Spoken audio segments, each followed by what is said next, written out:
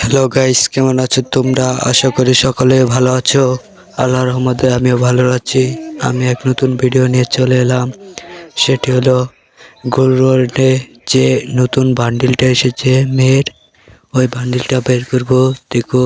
দেখবো কয় স্পিনে পাই আমরা। তা গোল্ডে এই মেয়ে বান্ডিলটা এসে পড়েছে, এটি দেখবো।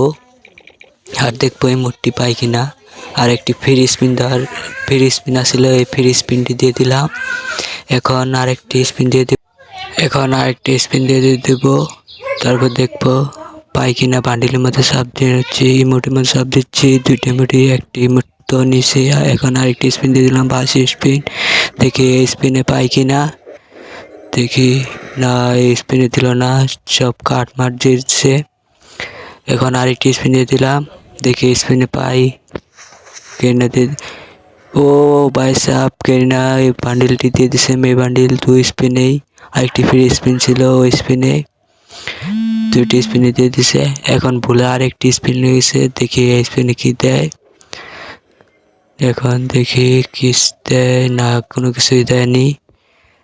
বান্ডিলটি অনেক ভালোই আছে, খারাপ না। এখন রিমোটগুলো দুইটার ভিতরে একটা রয়েছে আমার, আর একটা দেখি পরে আবার স্পিন দিয়ে বের করবো। মেয়ে বান্ডিলটি পেয়ে গেছি। এখন মেয়ে ক্যারেক্টারটা নিয়ে দেখবো কেমন দেখা যায় বান্ডিল।